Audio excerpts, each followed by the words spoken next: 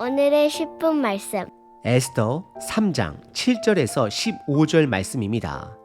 본문에 들어가기 전에 간단히 배경을 먼저 살펴보겠습니다. 첫째, 모르드게는 왕을 암살하려는 두 신하의 계획을 알아채고 그 사실을 에스더를 통해 왕에게 알립니다. 덕분에 왕은 위험에서 벗어나게 됩니다. 하지만 그에 대한 보상은 아무것도 없었습니다. 둘째, 그 뒤에 하만이라는 인물이 등장합니다. 그는 아말렉 사람으로 왕은 모든 백성에게 하만에게 절하라라고 명령을 내립니다. 셋째, 그러나 모르드게는 절하지 않습니다.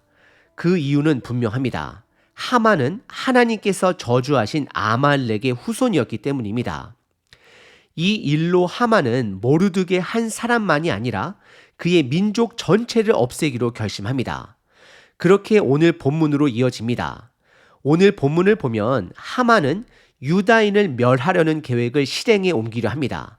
그는 왕에게 막대한 뇌물을 건넵니다. 정확히 말해 은 1만 달란트, 지금 기준으로 약 300톤에 해당하는 엄청난 양입니다.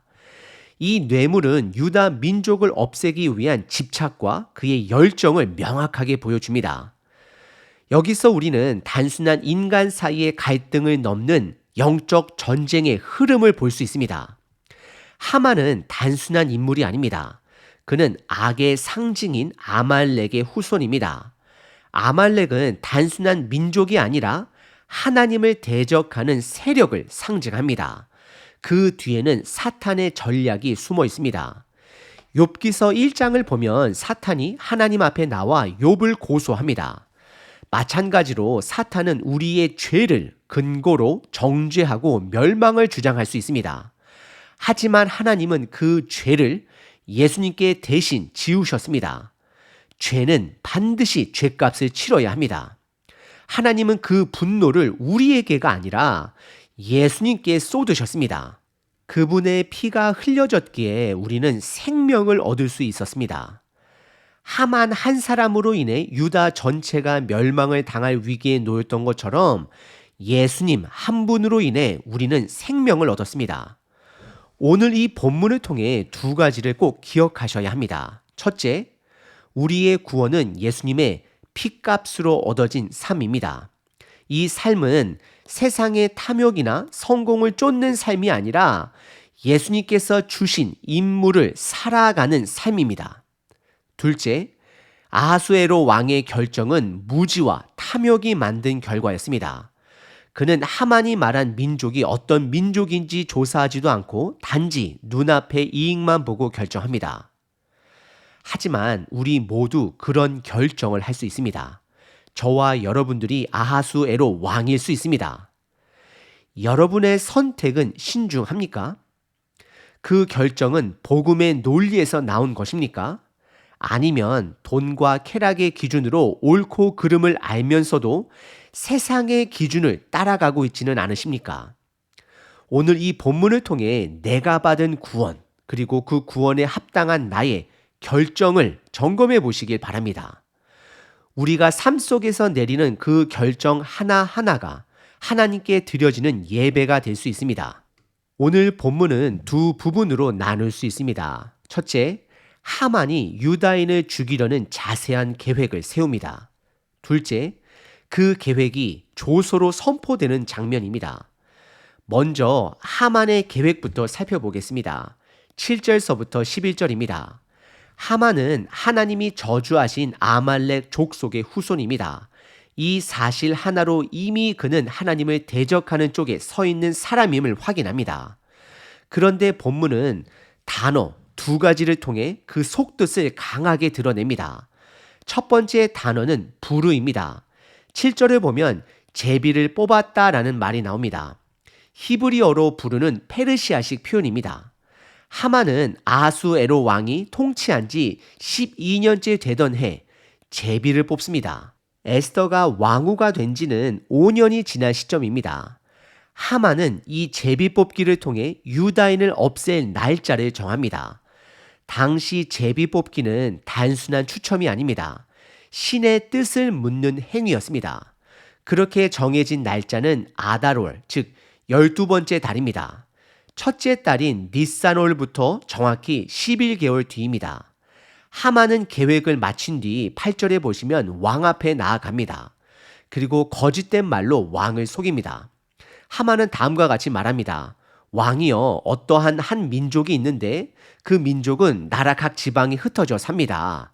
그들은 왕의 법을 지키지도 않고 무익한 사람들입니다. 그러니 그들을 진멸하는 것이 좋겠습니다. 여기서 우리가 두 번째 주목해야 할 단어는 토부입니다. 9절에서 하만이 말합니다. 왕이 보시기에 좋다면 토부입니다. 토부하다면 조서를 내려 이들을 멸하게 해 주십시오. 그리고 그는 엄청난 양의 뇌물을 약속합니다. 은 1만 달란트, 지금 기준으로 약 300톤입니다. 아수에로 왕은 그리스 원정 실패 이후 경제적으로 매우 불안정한 상황이었습니다. 그래서 이 제안을 기회로 여겼을 가능성이 큽니다. 왕은 그 민족의 정체도 묻지 않고 그저 눈앞에 보이는 은 300톤의 마음이 흔들립니다. 결국 10절, 자신의 인장 반지를 빼어 하만에게 줍니다. 그 순간부터 왕은 왕이 아닙니다. 그는 권력을 탐욕에 넘긴 꼭두각시가 됩니다. 10절에는 하만의 족보가 다시 한번 등장합니다. 그는 유다인의 대적 아각 사람 하만입니다. 아말렉 사람이며 하무다다의 아들입니다. 이 표현은 단순한 설명이 아닙니다. 하나님을 대적하는 계보임을 분명히 드러냅니다. 11절에서 왕은 다시 말합니다. 은도 내게 주고 이 백성도 내게 맡긴다. 좋을 대로 해라. 여기서 사용된 좋을 대로 역시 토부입니다.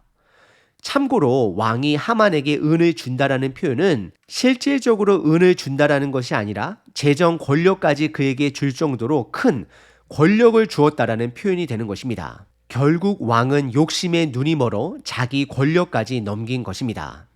여러분들이 내리는 결정의 근거는 무엇인가요? 그것이 복음의 진리 가운데서 비롯된 것인가요? 아니면 세상의 가치에 따라 이루어진 것인가요?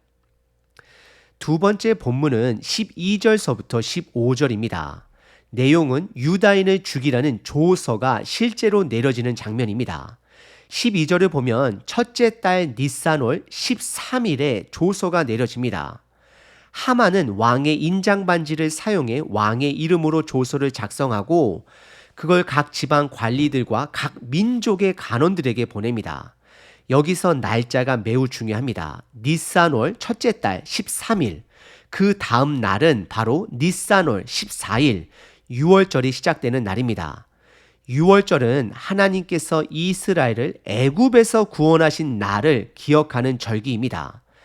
페르시아 땅에 흩어져 있던 유다인들도 그 날을 마음에 새기고 있었을 것입니다. 그런데 바로 그 전날 그들은 조서를 통해 자신들이 죽임을 당할 날이 정해졌다라는 사실을 알게 됩니다. 왜 하나님은 이 날, 6월절 전날 이 조서를 내리도록 허락하셨을까요? 깊이 묵상해 보시길 바랍니다. 13절로 가보면 조서의 구체적인 내용이 등장합니다. 앞으로 11개월 후, 그러니까 12째 달 아달월 13일 하루 동안 남녀노소를 막론하고 모든 유다인을 죽여도 된다라는 조항이 적혀 있습니다. 누구든지 자유롭게 유다인을 죽일 수 있도록 허락된 살인의 날이 되는 것입니다. 말도 안 되는 조서입니다. 원한이 있는 것도 아니고 전쟁 중인 것도 아닌데 단 하루 동안 무고한 사람을 죽도록 하게 되는 것입니다. 그런데 여기서 끝나지 않습니다. 하만은 여기에 더해 죽인 사람은 유다인의 재산을 다 가질 수 있다라는 조항까지 넣습니다. 결국 이것은 아수에로 왕처럼 돈에 눈이 먼 사람들에게 유다인을 죽일 이유를, 근거를 제공해 준 셈입니다. 하만은 악의 동기를 물질적 탐욕으로 포장한 것입니다. 14절을 보면 이 조서가 모든 민족과 언어로 번역되어 전달됩니다. 그리고 백성들은 명령을 받습니다. 그 날에 유다인을 죽이라는 명령을요. 그런데 15절에서 아주 극적인 장면이 등장합니다. 왕과 하만은 술을 마시며 즐기고 있습니다. 한 민족을 없애는 조서를 내린 그날, 이 둘은 평안하게 술잔을 기울이고 있습니다. 하지만 수산성은 달랐습니다. 15절은 이렇게 기록합니다. 수산 성은 어지럽더라. 사람들은 충격과 혼란에 빠졌고 도시는 혼란에 빠졌습니다. 백성들은 그 조서가 얼마나 끔찍한 것인지를 본능적으로 느낀 것입니다. 오늘 본문에서 하만은 제비, 곧 부름을 뽑아 유다인을 죽일 날짜를 정합니다. 그 날은 12째 달 아달월 13일입니다. 그리고 그 조서는 6월절 전날 니산월 13일에 공표됩니다. 이스라엘 백성에게 6월절은 하나님께서 그들을 애굽에서 구원하신 날입니다. 그런데 바로 그 전날 그들은 자신들이 죽게 될 날짜를 통보받았습니다. 11개월 동안 두려움과 불안 속에 살아가야 했을 것입니다. 하지만 우리가 잊지 말아야 할 것이 있습니다. 11개월이면 하나님이 일하시기에 충분한 시간이라는 사실입니다. 이 본문은 두 인물을 통해 우리에게 중요한 두 가지 메시지를 줍니다. 첫째, 하만을 통해 드러나는 복음입니다. 하만 한 사람 때문에 유다 민족 전체가 멸절될 위기에 처했습니다. 하지만 예수님 한 분으로 인해 우리는 생명을 얻었습니다. 하만이 왕의 인장반지를 받아내 유다인을 죽일 명분을 만든 것처럼 사탄도 우리의 죄를 근거로 하나님께 파멸을 요구할 수 있습니다. 하지만 하나님은 우리 죄를 근거로 멸망을 선언하지 않으셨습니다. 오히려 그 정당한 분노를 예수님께 쏟으셨습니다. 그래서 오늘 하루도 우리가 살아가고 있는 이 하루도 하나님이 우리에게 선물처럼 주신 시간입니다. 둘째, 아하수에로 왕의 모습을 통해 우리는 어떤 결정을 하는지 돌아보게 됩니다. 그는 공정함에는 관심이 없고 오직 탐욕에 따라 움직입니다.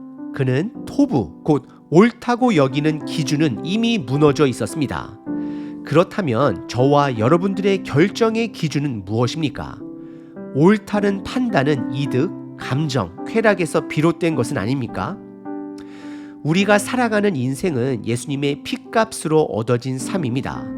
그렇다면 우리의 결정의 기준도 복음의 논리가, 복음의 뿌리가 되어야 합니다. 머리로 아는 건 쉽지만 삶으로 살아내는 건 너무나 어렵습니다. 왜냐하면 지금도 하만처럼 은 300톤의 유혹이 다양한 모습으로 우리 앞에 찾아오기 때문입니다. 그래서 더더욱 우리는 아하수에로 왕처럼 반응하는 것이 아니라 예수님의 복음이 우리의 결정을 이끄는 기준이 되어야 합니다. 오늘 하루 여러분들의 결정 하나하나가 하나님께 드려지는 살아있는 예배가 되길 간절히 함께 기도합니다. 매일 성경 한 19분의 고백입니다. 항상 기뻐하라, 쉬지 말고 기도하라, 범사에 감사하라. 하루하루 삶 속에서 잘 실천할 수 있도록 힘 주시옵소서. 아멘. 항상 기뻐하라, 쉬지 말고 기도하라, 범사에 감사하라.